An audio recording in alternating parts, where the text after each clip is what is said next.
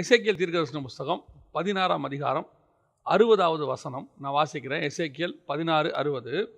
ஆகிலும் உன் இளவயதின் உன்னோடு பண்ணின என் உடன்படிக்கையை நான் நினைத்து நித்திய உடன்படிக்கைக்கு உன்னை ஏற்படுத்துவேன். இந்த வசனத்தில் தான் நாம் இன்னைக்கு கர்த்தருடைய வார்த்தையை பார்க்க போகிறோம். நாம் கண்களை மூடி ஆண்டவரை நோக்கி பார்க்கலாம். சர்வ வல்லமை உள்ள எங்கள் ஆண்டவரே, இந்த அருமையான நேரத்திற்காக உமக்கு ஸ்தோத்திரம். கிருபையுள்ள கரத்தில் தாழ்த்துகிறோம். வேத வாக்கியங்கள் தேவ ஆவியானவரால் அருளப்பட்டிருக்கிறது என்று பார்க்கிறோமே ஆண்டவரே. இதை விளக்கி எங்களுக்கு பிட்டு தரக்கூடிய மன்னாவாய் நீர் தான்ப்பா தர முடியும் ஆண்டவரே. இப்பொழுதும் இதை பிட்டு நீர் எங்களுக்கு தருவீராக. இதை ஏற்றுக்கொள்ளுகிற ஒரு இருதயம், திறந்திருக்கிற ஒரு இருதயத்தை எங்களுக்கு கட்டளையிடும்படி நாங்கள் செபிக்கிறோம் ஆண்டவரே. உங்களுடைய வசனத்தின் ஆழத்துக்குள்ளே எங்களை கொண்டு போகும்போது புரிந்து கொள்ளுகிற ஒரு பக்குவத்தை நீர் எங்களுக்கு தருவீராகப்பா. ஆவியானவர் எங்களோடு கூட பேசுங்க, இடைப்படுங்க, நீங்கள் எங்களுக்கு புரிய வைங்க ஆவியானவரே. எங்கள் ஆண்டவர் இயேசுவின் நாமத்தில் பிதாவே, ஆமென். எசேக்கியேல் புஸ்தகம் 16ஆம் அதிகாரம் 60வது வசனத்தில் ஆண்டவர் சொல்கிறார், ஆகிலும் உன் இளவயதின் உன்னோடு பண்ணின என் உடன்படிக்கையை நான் நினைத்து நித்திய உடன்படிக்கையை உனக்கு ஏற்படுத்துவேன் என்று.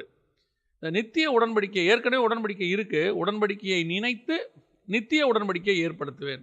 உடன்படிக்கையை நினைத்து நித்திய உடன்படிக்கையை ஏற்படுத்துவேன்னா என்ன அர்த்தம் அப்படின்னா, ஏற்கனவே உன்னோடு கூட நிறைய உடன்படிக்கை இருக்கு, ஆனால் அதையும் தாண்டி ஒரு நித்திய உடன்படிக்கை நான் ஏற்படுத்த போகிறேன் அப்படின்னு ஆண்டவர் சொல்றார். இந்த நித்திய உடன்படிக்கைனா என்ன? நித்திய உடன்படிக்கைக்கு ரெண்டு அர்த்தம் இருக்கிறது. ஒன்று எவர்லாஸ்டிங் அப்படின்னு நம்ம சொல்லுவோம். எவர்லாஸ்டிங் அப்படின்னா என்றென்றும் உள்ள, கடைசி வரைக்கும் அப்படின்னு அர்த்தம். இன்னொன்று நித்தியம் அப்படிங்கிறத நம்ம எட்டர்னல் அப்படின்னு நம்ம சொல்லுவோம். அதாவது நித்தியமாக, நித்தியமாக, ஒழியாத, அழியாத அப்படின்னு அர்த்தம். இது ரெண்டுமே இருக்குது. எவர்லாஸ்டிங்கும் இருக்குது, எட்டர்னலும் இருக்குது. இப்போ இந்த நித்திய உடன்படிக்கைங்கிறத எதெல்லாம் நீங்கள் பார்க்குறீங்க அப்படின்னு சொல்லி இந்த வசனத்தை ஆண்டவர் நித்திய உடன்படிக்கை அப்படின்னு சொல்லும் போது, எது உண்மையிலேயே நித்திய உடன்படிக்கை, எந்த உடன்படிக்கை எட்டர்னல், கடைசி வரைக்கும் நித்தியமாக நம்மோடு கூட வரப்போகிறது, எந்த உடன்படிக்கை வரப்போகுது அப்படின்னு ஒன்று நம்ம இந்த செய்திக்கு முன்னாடி ஒன்று புரிஞ்சுக்கணும். கர்த்தர் உடன்படிக்கை பண்ணினதால் இன்னும் நிறைய விஷயங்கள் நம்மோடு கூட இருக்குது. கர்த்தர் ஒருவேளை உடன்படிக்கை பண்ணாமல் இருந்திருந்தால் இந்நேரம் நாமளே இருந்திருக்க மாட்டோம், பூமி இருந்திருக்காது, எதுவுமே இருக்காது. அவருடைய பார்வைக்கு முன்னாடி, அவர் பரிசுத்தத்துக்கு முன்னாடி, அவருடைய நியாய தீர்ப்புக்கு முன்னாடி இன்னும் நாம் நிர்மூலமாகாமல் இருக்கிறோம் அப்படின்னா அவர் ஏதோ ஒரு விதத்தில் நம்மோடு கூட அக்ரிமெண்ட் போட்டிருக்கிறார். அந்த அக்ரிமெண்ட்டை அவர் மதிச்சுக்கிட்டு இருக்கிறார். ஒருவேளை அந்த அக்ரிமெண்ட்டை நம்ம மதிக்கிறோமோ இல்லையோ, அந்த அக்ரிமெண்ட்டுக்கு அவர் மதிப்பு கொடுக்குறார். அதன் விளைவாகத்தான் இன்னும் நாம் சர்வை பண்ணுறோம், இன்னும் நாம் இருந்துக்கிட்டே இருக்கிறோம். ஸோ அந்த நித்திய உடன்படிக்கை அப்படின்னு சொல்லக்கூடிய அந்த உடன்படிக்கை அப்படிங்கிற அக்ரிமெண்ட், இதை தான் நம்ம இனி கொஞ்சம் பார்க்க போகிறோம். எது உடன்படிக்கை, எது நித்திய உடன்படிக்கை? ஆனால் வேதத்தில் ஆண்டவர் ஒரு சில இடங்களில், குறிப்பாக ஒரு 5-6 இடங்களில் நித்திய உடன்படிக்கைங்கிறதான ஒரு பதத்தை உபயோகப்படுத்துகிறாரு. இப்போ நம்ம ஃபஸ்ட்டு அதை நம்ம வரிசையாக பார்த்துருவோம். அதுக்கு உள்ள நித்தியத்துக்கான டிஃபரன்ஸையும், அதற்கு பிறகு இருக்கக்கூடிய கர்த்தர் உண்மையிலேயே சொல்லக்கூடிய நித்திய உடன்படிக்கை எது அப்படிங்கிறதையும் நாம் இப்போ பார்க்க போகிறோம். முதலாவது ஆதியாகமத்தின் புஸ்தகம் 9ஆம் அதிகாரம் 16வது வசனத்தை வாசிக்கலாம்.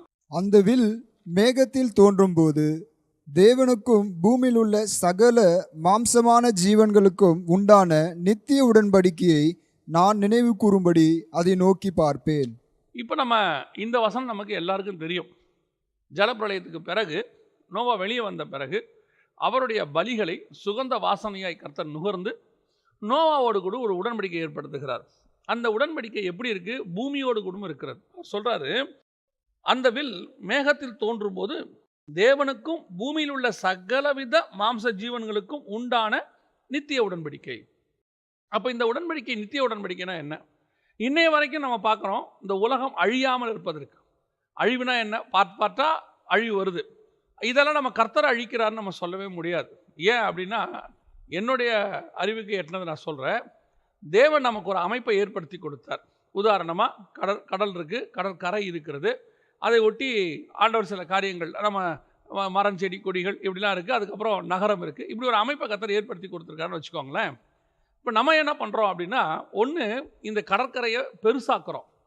அதாவது மண்ணை கொட்டி ரீக்ளைம் லேண்ட் அப்படின்னு சொல்லுவாங்க, ரீக்ளைம் பண்ணுறோம். அப்படியே போட்டு மண்ணை கொட்டி கடலில் போய் நம்ம என்ன செய்கிறோம், நகரத்தை உண்டாக்க தொடங்குகிறோம். இடம் பத்தலை எங்களுக்கு அப்படின்னு சொல்லி. அப்போது அதற்கு பிறகு இயற்கையானது, அந்த கடலானது ஒரு காலகட்டத்தில் திருப்பி அதை எடுக்கும், தன்னுடைய இடத்துக்கு அது வந்துடும். அதை எடுக்காமல் அது விடவே விடாது. அது மாதிரி தான் இயற்கை எல்லாத்துக்கும் ஆண்டவர் ஒரு எல்லைகளை வகுத்திருக்கிறார். அந்த எல்லைகளை நாம் வகுக்கும் போது, நாம் அதை மீறும் போது, அதுக்கு நம்ம வேற விதமாக அதை நம்ம ரீமாடிஃபை பண்ணும்போது சில அழிவுகள் வரத்தான் செய்யும். இந்த அழிவு கர்த்தரால் வருதுன்னு சொல்ல முடியாது, நம்மளாலே நமக்கு வந்து அழிவு. நாம் ஆண்டவர் மரத்தெல்லாம் உண்டாக்கி வச்சுருந்தாரு, நம்ம மரத்தை வெட்டி அந்த இடத்துல வேற எதையும் ஒன்று பண்ணிட்டோம். அப்போ அந்த இடத்துல அந்த மரம் இருந்தால் வரக்கூடிய ஆசீர்வாதம் வரலைன்னா அதுக்கு பதிலாக வர வேண்டியதான ஒரு பாதிப்பு ஒன்று வரும். அந்த பாதிப்பு கர்த்தர் செஞ்ச பாதிப்பை நம்ம சொல்ல முடியாது. அதுதான் நான் உங்களுக்கு சொல்ல வரேன். எல்லா அழிவுகளும் கர்த்தர் கொடுக்கறதில்லை. நாமே கர்த்தர் கொடுத்த நன்மையை நம்ம அதை அழிக்கும் போது அந்த அழிவு நமக்கு வருகிறது. ஸோ இப்போ நம்ம பார்க்குறது இந்த காரியம் என்ன அப்படின்னா, இந்த உலகத்தை எப்படி ஆண்டவர் பாவத்தில் நிறைஞ்சதுனால, கொடுமையினாலும் சீர்கேட்டினாலும் நிறைஞ்சதுனால மொத்தமாக அழிக்கிறன்னு முடிவு பண்ணுறார். இப்போ ஆண்டவர் திருப்பி என்ன சொல்கிறார் அப்படின்னா, இந்த பூமியில் உள்ள எல்லா மாம்சமான ஜீவன்களுக்கும் உண்டான நித்திய உடன்படிக்கையை நான் நினைவு கூறும்படி அப்படின்னு சொல்கிறார். அப்படின்னா என்ன அர்த்தம்? இனி இந்த உலகத்தை நான் வந்து என்ன செய்ய மாட்டேன், முழுசாக அழிக்க மாட்டேன். அழிக்காமல் என்னுடைய வில்லை கொண்டு வந்து நான் வானத்தில் வைக்கிறேன், அது ஒரு அடையாளமாக இருக்கும். அப்படின்னா இந்த உடன்படிக்கை நித்திய உடன்படிக்கைனா என்ன அர்த்தம் அப்படின்னு கேட்டிங்கன்னு சொன்னால், இந்த உடன்படிக்கை எது வரைக்கும் நல்லா கவனிச்சுக்கொள்ளுங்க. இந்த உடன்படிக்கை எது வரைக்கும் வேலிடிட்டி அப்படின்னு நல்லா கவனிச்சு பாருங்கள். எது வரைக்கும் இது வந்து ஒரு உடன்படிக்கையை போடும்போது கூட பார்த்தீங்கன்னா ஒரு 11 மாதத்துக்கு அப்படின்னு போடுவாங்க. அந்த மாதிரி இந்த உடன்படிக்கை எது வரைக்கும் இருக்குது அப்படின்னு கேட்டிங்கன்னா, இன்னும் ஒரு விசை நான் பூமியை வாதிப்பேன், இன்னும் ஒரு விசை நான் மாம்சமான ஜீவ ஜந்துக்களை வாரிக்கொள்வேன், சமுத்திரத்தின் மச்சங்களை வாரிக்கொள்வேன், மனிதர்களை வாரிக்கொள்வேன் கர்த்தர் சொல்கிறார். மத்திய 24:37 நோவாவின் காலத்தில் எப்படி நடந்ததோ அப்படியே மனுஷகுமாரன் வரும் காலத்தில் நடக்கும்னு சொல்கிறார். அப்போ இன்னும் ஒரு விஷயம் இந்த மாதிரி நடக்கும். ஆனால் திருப்பி ஆண்டவர் அந்த உடன்படிக்கையை நினைவு கூறுறார். நினைவு கூறி முழு பூமியை அழிக்க மாட்டார். அன்னைக்கு வந்து எல்லாத்தையும் அழித்து முடித்து 8 பேர் மட்டும்தான் மிச்சம் இருந்தாங்க. இந்த வாட்டி அக்கினினால் அழிக்க போகிறாரு. முழு பூமியும் அழிக்காதபடிக்கு இன்னொரு 1,44,000 பேரை வச்சு 7ஆம் அதிகாரம் வெளிப்படுத்தின விசேஷம் 1 முதல் 8 வசனத்தில் இருக்குது. 1,44,000 பேரை பூமியில் வச்சு அவங்க மூலயமா இந்த பூமியை பலுகி பெருக பண்ணி திருப்பி இந்த பூமியை வந்து ஆண்டவர் ஃபார்ம் பண்ணுவார். 1000 வருஷ அரசாட்சி நடக்கும். ஆனாலும் கூட இது நித்திய உடன்படிக்கை கிடையாது. இந்த உடன்படிக்கை எது வரைக்கும் இருக்கும் அப்படின்னு கேட்டிங்கன்னா, 1000 வருஷ அரசாட்சிக்கு பிறகு இந்த பூமி ஒழிந்து போகும். பழைய வானமும் பழைய பூமியும் ஒழிந்து போயிடுச்சு. பூமியே ஒழிஞ்சு போச்சுன்னா பூமியில் உள்ள ஜீவஜந்துக்களோடு கூட பண்ணுற உடன்படிக்கையும் ஒழிஞ்சு போயிடும். அதுக்கு பிறகு அது வேலிடிட்டி இருக்காத. இந்த வீட்டில் நான் 11 மாதம் குடியிருப்பேன்னு சொல்லி நீங்கள் ஒரு அக்ரிமெண்ட் போடுறீங்கன்னா, அந்த வீடே இடித்து முடிச்சாச்சுன்னா அதுக்கப்புறம் அந்த அக்ரிமெண்ட் வேலிடிட்டி இல்லை. ஏன்னா வீடே இல்லையே. அதே மாதிரி தான் பூமியோடு கூட கர்த்தர் உடன்படிக்கை பண்ணுகிறார். உடன்படிக்கை பண்ணுற உடன்படிக்கை எப்போ வரைக்கும் இருக்கும்? பூமி இருக்கிற வரைக்கும் இருக்கும். பூமியில் இருக்கிற ஜீவஜந்துக்கள் இருக்கிற வரைக்கும் இருக்கும். பூமியும் ஜீவஜந்துக்களும் இல்லாமல் போயிட்டா அந்த உடன்படிக்கை இருக்காது. அப்போ இந்த நித்திய உடன்படிக்கைங்கிறது என்ன அர்த்தம்? எட்டர்னல் கிடையாது. இது இருக்கிற வரைக்கும் எவர் லாஸ்டிங். இது இருக்கிற வரைக்கும் அது இருக்கும். பூமியும் ஜீவஜந்துக்களும் இல்லாத போயிட்டா இந்த உடன்படிக்கை இல்லாமல் போகும். அப்போ நித்திய உடன்படிக்கைனா எது? இதுக்கும் ஒரு டைம் ஃபேக்டர் இருக்குது. அதான் ஆண்டவர் எனக்கு சொல்லி கொடுத்தாரு. ஆதியிலே தேவன் வானத்தையும் பூமியையும் சிருஷ்டித்தார் அப்படின்னு இருக்கு. இந்த ஆதியிலேங்கிறது ஒரு டைம், சிருஷ்டிப்பின் டைம். அதுக்கு முன்னாடி இருக்கிற தேவனுக்கு பேர் அனாதி தேவன் பேர். அவருக்கு சிருஷ்டிப்பே கிடையாது. அவர் எப்போ ஒரு சிருஷ்டிப்பை தொடங்குறார், தூதர்களை உண்டாக்குகிறார், அப்புறம் பரலோகத்தை உண்டாக்குகிறார், அல்லது பூமியை உண்டாக்குறார். ஆதியிலே வானங்களையும் பூமியையும் உண்டாக்குனார். இந்த உண்டாக்குறார் பார்த்தீங்களா, அதான் ஆதி டைம். அப்போ ஒரு டைம் தொடங்கினா ஒரு டைம் முடிவும் அடையும். அந்த முடிவடைகிற வரைக்கும் தான் இந்த உடன்படிக்கையும் இருக்கும். அந்த உடன்படிக்கை அந்த டைமோட கூட முடிஞ்சிடும், அவ்வளோதான். அது வரைக்கும் தான் வேலிடிட்டி. அப்போ அந்த நித்தியம்ங்கிற அந்த உடன்படிக்கை எது வரைக்கும் இருக்குது? எதுக்கோடு நான் உடன்படிக்கை பண்ணுறோம் அது இருக்கிற வரைக்கும் இருக்குது. என்னோட கூட உடன்படிக்கை பண்ணினால் நான் இருக்கிற வரைக்கும் தான் உடன்படிக்கை. நான் போயாச்சுன்னா அதுக்கு பிறகு அந்த உடன்படிக்கைக்கு வேலிடிட்டி இல்லை. நோவாவோட பண்ண உடன்படிக்கை நித்திய உடன்படிக்கை அப்படின்னா என்ன அர்த்தம் அப்படின்னு கேட்டிங்கன்னா, அந்த பூமியும் ஜீவஜந்துக்களும் இருக்கிற வரைக்கும் முழுசாக நான் அழிக்க மாட்டேன். ஒரு நாள் இது முழுவதுமாக இல்லாமலே போகும். அப்படி இல்லாமல் போகும் பொழுது இந்த உடன்படிக்கையும் இல்லாமல் போகும். 2வது உடன்படிக்கை ஆண்டவர் பண்ணுறாரு, நித்திய உடன்படிக்கைன்னு சொல்கிறார். யாரோட பண்ணுறாரு பாருங்க. ஆதியாகமத்தின் புஸ்தகம் 17ஆம் அதிகாரத்தில் ஆண்டவர் இந்த வார்த்தையை சொல்கிறாரு. 7வது வசனம், ஆதியாகமம் 17:7. உனக்கும் உனக்கு பின்வரும் உன் சந்ததிக்கும் நான் தேவனாயிருக்கும்படி எனக்கும் உனக்கும் உனக்கு பின் தலைமுறை தலைமுறையாக வரும் உன் சந்ததிக்கும் நடுவே என் உடன்படிக்கையை நித்திய உடன்படிக்கையாக ஸ்தாபிப்பேன். இப்போ ஆண்டவர் 17ஆம் அதிகாரத்தில் ஆபிரகாமுக்கிட்ட ஒரு உடன்படிக்கை ஏற்படுத்துகிறாரு. அந்த உடன்படிக்கையை பற்றி சொல்லும்போது நித்திய உடன்படிக்கைன்னு சொல்கிறார். இதை கொஞ்சம் நம்ம தியானிக்க வேண்டியிருக்குது. எப்படி நித்திய உடன்படிக்கைன்னு சொல்கிறாரு அப்படின்னு சொல்லி நீங்கள் பார்த்தீங்கன்னு சொன்னால், இப்போ ஆபிரகாமுக்கு 16ஆம் அதிகாரம் வரைக்கும் ஏற்படுத்தாத ஒரு உடன்படிக்கை 17ஆம் அதிகாரத்தில் ஏற்படுத்தப்படுகிறது. இந்த உடன்படிக்கையை ஆண்டவர் எதில் ஏற்படுத்துகிறாரு அப்படிங்கிறதும் முக்கியமாக பார்க்கணும். இப்போ ஏற்கனவே ஒரு சில மெசேஜ்களில் இதை பற்றி நம்ம கொஞ்சம் சொல்லியிருக்கிறோம். உதாரணமாக 16ஆம் அதிகாரம் வரைக்கும் இந்த உடன்படிக்கை ஏன் வரல அப்படின்னு கேட்டிங்கன்னு சொன்னால், 16ஆம் அதிகாரம் வரைக்கும் ஆகார் இல்லை. 16ஆம் அதிகாரத்தில் ஆகார் வராங்க. ஆகாரோடு கூட ஆபிரகாம் இணைகிறார். அதன் விளைவாக இஸ்மவேல் பிறக்கிறார். 17ஆம் அதிகாரத்தில் தான் கர்த்தர் இந்த வார்த்தையை கொண்டு வருகிறார். இன்னும் ஈசாக்கு பிறக்கலை, அதான் ரொம்ப முக்கியம். இப்போ 16ஆம் அதிகாரத்தில் ஆகார் வந்த பிறகு, 17ஆம் அதிகாரத்தில் இஸ்மவேல் பிறந்த பிறகு, கர்த்தருக்கும் ஆபிரகாமுக்கு நடுவில் ஏறக்குறைய ஒரு 13 வருஷம் தொடர்பில்லை. ஏன்னு கேட்டிங்கன்னா 86 வயசில் இஸ்மவேல் பிறக்கிறாரு. அதற்கு பிறகு 17ஆம் அதிகாரம் 1வது வசனத்தில் ஆபிரகாம் 99 வயதான போது ஏறக்குறைய ஒரு 13 வருஷம் கர்த்தர் ஆபிரகாமோடு கூட பேசலை. இப்போ ஆபிரகாமோடு கர்த்தர் வந்து உடன்படிக்கை பண்ணுறார். ஆனால் இந்த உடன்படிக்கை எதனால் ஏற்படுத்தப்படுகிறது, எதோடு கூட ஏற்படுத்தப்படுகிறது அப்படின்னு கேட்டிங்கன்னா, ஆண்டவர் சொல்கிறாரு 10-11வது வசனத்தில், எனக்கும் உங்களுக்கும் உனக்கு பின்வரும் உன் சந்ததிக்கும் நடுவே உண்டாகிறதும் நீங்கள் கைக்கொள்ள வேண்டியதுமான என் உடன்படிக்கை என்னவென்றால், உங்களுக்குள் பிறக்கும் சகல ஆண் பிள்ளைகளுக்கும் விருத்த சேதனம் பண்ணப்பட வேண்டும். உங்கள் நுனித்தோலின் மாம்சத்தை விருத்த சேதனம் பண்ண கடவீர்கள். அது எனக்கும் உங்களுக்கும் உள்ள உடன்படிக்கைக்கு அடையாளமாக இருக்கும். இந்த நித்திய உடன்படிக்கை அப்படின்னு சொல்லக்கூடிய இதை கர்த்தர் எதில் ஏற்படுத்துகிறாரு? மாம்சத்தில் ஏற்படுத்துகிறார். யார் மாம்சத்தில் ஏற்படுத்துகிறாரு? ஆபிரகாமுடைய மாம்சத்தில், இஸ்மவேலுடைய மாம்சத்தில். ஏன்னா அந்த அதிகாரம் முடியும் போது ஆபிரகாமும் இஸ்மவேலும் ஒரே நாளில் விருத்த சேதனம் பண்ணப்பட்டார்கள் அப்படின்னு. அப்போ இந்த உடன்படிக்கை ஆபிரகாமுடைய மாம்சத்திலும் இஸ்மவேல் மாம்சத்திலும், இது மாம்சத்தில் ஏற்படுத்துகிற உடன்படிக்கை. இந்த உடன்படிக்கையும் நல்லா கவனிங்க, இந்த உடன்படிக்கையும் நித்திய உடன்படிக்கை என்று சொல்லப்படுகிறது. இந்த இடத்துல ஆண்டவர் சொல்லும்போது 7வது வசனத்தில், உன் சந்ததிக்கு நடுவே என் உடன்படிக்கையை நித்திய உடன்படிக்கையை ஸ்தாபிப்பேன். அப்படின்னா என்னங்க அர்த்தம்? இந்த உடன்படிக்கை எப்போ வரைக்கும் இருக்கும் அப்படின்னு கேட்டிங்கன்னு சொன்னால், ஆபிரகாமுக்கு ஆண்டவர் இதுக்கு முன்னாடியே வேறொரு உடன்படிக்கையை ஏற்படுத்துகிறார். அந்த உடன்படிக்கையை பற்றி நம்ம பின்னாடி பார்க்கலாம். அந்த உடன்படிக்கைக்கு ஆபிரகாம் பாத்திரவானாய் இல்லாமல் போகிறார், அல்லது அந்த உடன்படிக்கையை விட்டு ஆபிரகாம் வெளியே வருகிறார். 14ஆம் அதிகாரத்தில் மெல்கிசேதேக்கில் வந்து ஆபிரகாமோடு கூட ஒரு உடன்படிக்கையை ஏற்படுத்துகிறார். அப்பத்தையும் ரசத்தையும் கொடுக்குறார். அந்த உடன்படிக்கைக்கு பிறகு தான் இதெல்லாம் நடக்குது. இதெல்லாம் நடந்த பிறகு ஆபிரகாமுக்கு மாம்சத்தில் பிள்ளைகள், அதாவது இஸ்மவேல் தேவ சித்தம் இல்லாதபடிக்கு பிள்ளைகள் பிறக்குது. அதனுடைய விளைவாக அதுவும் ஆபிரகாமின் சந்ததியாய் இருக்கிறபடியினாலே, இஸ்மவேலை பார்த்து சொல்லும் போது அவனும் உன் சந்ததியாய் இருக்கிறபடியினாலே அப்படின்னு சொல்றார் 17ஆம் அதிகாரத்தில். ஸோ அந்த சந்ததியும் அழிஞ்சு போயிடக்கூடாது. ஏன்னா இதுக்கு முன்னாடி பார்த்தீங்கன்னு சொன்னால் நோவா காலத்தில் சந்ததிகள் அழிக்கப்பட்டுச்சு. எதனால் அப்படின்னு கேட்டிங்கன்னா, அவங்க செஞ்ச பாவம்.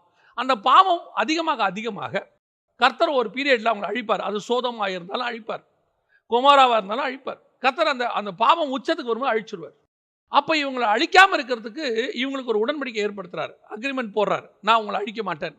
ஆனால் இந்த அக்ரிமெண்ட்டை அவருடைய மாம்சத்தில் பண்ணலை, மனுஷனுடைய மாம்சத்தில் பண்ணுறார். நீ ஓ மாம்சத்தில் எங்கிட்ட பண்ணு, இந்த உடன்படிக்கையே பண்ணு. இதை நீ பண்ணிட்டீன்னா, இதை நீ ரெகுலராக மெயின்டைன் பண்ணினா உன்னை நான் அழிக்க மாட்டேன். ஒரு வேளை உனக்குள்ள பாவம் இருக்கும், நான் பாவத்தை பார்க்க மாட்டேன், அது சுத்த கண்ணன்.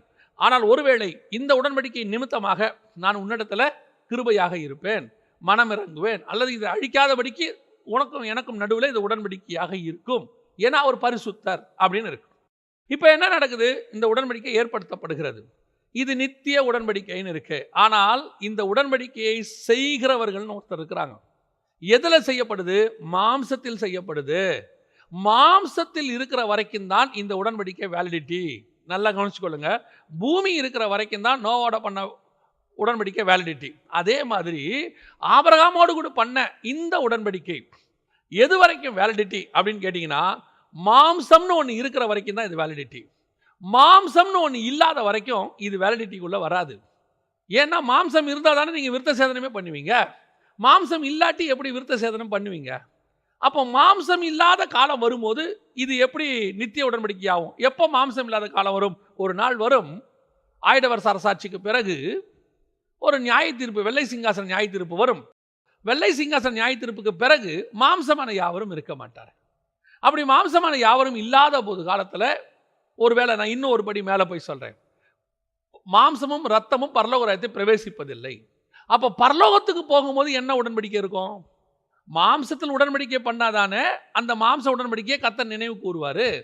பரலோகத்தில் தான் மாம்சமே இல்லையே. அப்போ பரலோகத்தில் இருக்கிற உடன்படிக்கை என்ன?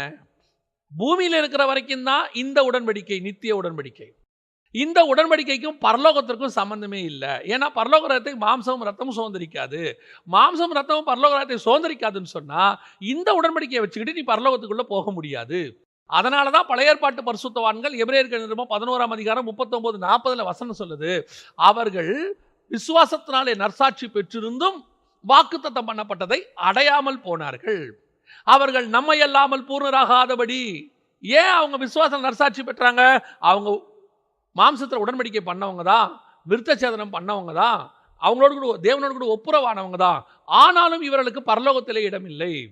என்ன காரணம்? இந்த உடன்படிக்கை பரலோகத்துக்கு கூட்டிட்டு போகாது. ஏன்னா இது மாம்சத்தினால் ஆண்ட உடன்படிக்கை அல்ல. இப்போ நம்ம கேட்போம், அப்போ எந்த உடன்படிக்கை தான் பரலோகத்துக்கு கூட்டிட்டு போகும்? எந்த உடன்படிக்கையை பரலோகத்தில் கொண்டு போய் சேர்க்கும்? பரலோகத்தில் மாம்சமும் ரத்தமும் இல்லைன்னு சொன்னீங்கன்னா, அப்போ இயேசு கிறிஸ்துவினுடைய இந்த மாம்சமும் ரத்தமான உடன்படிக்கை நமக்கு ஏற்படுத்தப்பட்டது. கப்பலை எடுத்து கொடுத்தாரு, ரத்தத்தை இது என்னுடைய ரத்தமாக இருக்கிறது, என்னுடைய மாம்சமாக இருக்குதுன்னு சொன்னார். அப்போ இந்த உடன்படிக்கையா? எது கொண்டு போகும்? எது என்னை கொண்டு போய் பரலோகத்தில் நிறுத்தும்? நிறைய பேர் யூத முறைமையை நீங்கள் ஃபாலோ பண்ணுறாங்க, நியாயப்பிரமாணத்தை ஃபாலோ பண்ண யூதர்கள் பண்ணலாம், பரவாயில்ல. அந்த முறையை நித்திய உடன்படிக்கை நினச்சிக்கிட்டு நம்ம ஆட்களில் சிலர் கூட இன்னும் அங்கே போயிடுறாங்க. அங்கே போய் திருப்பி அவங்க அந்த விருத்த சேதனத்துக்குள்ளேயோ அல்லது அந்த யூத நியாயப்பிரமாண முறைமைக்குள்ளேயோ போகிறாங்க. இந்த நியாயப்பிரமாண முறைமைக்கு வேலிடிட்டி இல்லை, அது அதோட முடிஞ்சிருச்சு. ஏன்? அது மாம்சத்தில் பண்ணப்பட்டது. அந்த மாம்சத்தின் உடன்படிக்கை மாம்சம் இருக்கிற வரைக்கும் தான் வரும். இந்த மாம்சமானது பூமியை விட்டு மேலே போகாது, பரலோகத்துக்குள்ளே மாம்சம் ரத்தம் நுழையாது. அப்போ இந்த உடன்படிக்கையை வச்சுக்கிட்டு நீ அங்கே போகவே முடியாது. அப்போ இந்த உடன்படிக்கை உன் மாம்சம் இருக்கிற வரைக்கும் தான். உன் மாம்சம் இல்லாத போது இந்த உடன்படிக்கை முடிஞ்சு போயிடும். இன்னும் ஒரு படி மேலே போய் சொல்கிறேன். இப்போ ஆபிரகாமுடைய சந்ததிக்கு, உனக்கும் உன் சந்ததிக்கும் அப்படிங்கிறார். ஒரு இடத்துல ஆபிரகாமின் சந்ததி இல்லாமல் போகுதுன்னு வச்சுப்போம். ஆபிரகாமுக்கு பையன் இல்லை, ஈசாக்கு வந்துட்டார். ஈசாக்கோட பண்ண உடன்படிக்கை வேற, அதை விட்டுருங்க. அவருக்கு பையன் இல்லைன்னு வச்சுக்கோங்க. இப்போ ஒருவேளை ரெபேக்கால் 20 வருஷம் குழந்தை இல்லாமல் இருந்தாங்க, யாக்கோபில் ராகேல் குழந்தை இல்லாமல் இருந்தாங்க. இப்படி ஒருவேளை சந்ததி இல்லாமல் போய்விட்டால் இந்த உடன்படிக்கை என்னவாகும்? இந்த உடன்படிக்கை அதுக்கு பிறகு செய்யப்படவே முடியாது அல்லவா? இஸ்ரவேலர்கள் சிதறி போனார்கள். மோசேக்கே எகிப்தில் இருக்கும்போது அவங்க விருத்த சேதனம் பண்ணலையாமா? அப்போ மோசே தன் பையனுக்கு மீதியான் தேசத்தில் விருத்த சேதனம் பண்ணலையாமா? ஏன்னா வேதத்தின்படி மோசே எகிப்தில் இருக்கும்போதும் பண்ணலை, மோசே பையன் மீதியான் தேசத்தில் இருக்கும்போதும் பண்ணலை. அவங்க வெளியூரில் இருக்கும்போது அதை பண்ணாமல் இருந்தாங்கன்னு பார்க்குறோம். அப்படி இருக்கும்போது இந்த உடன்படிக்கை மாம்சத்தில் நித்திய உடன்படிக்கை அல்ல. மாம்சம் இருக்கிற வரைக்கும் இந்த உடன்படிக்கை இருக்கும். இந்த உடன்படிக்கையும் மாம்சத்தோடு கூட ஏற்படுத்தப்பட்டது. மாம்சம் எப்பொழுது போகிறதோ இந்த உடன்படிக்கையோட வேலிடிட்டியும் போகிறது.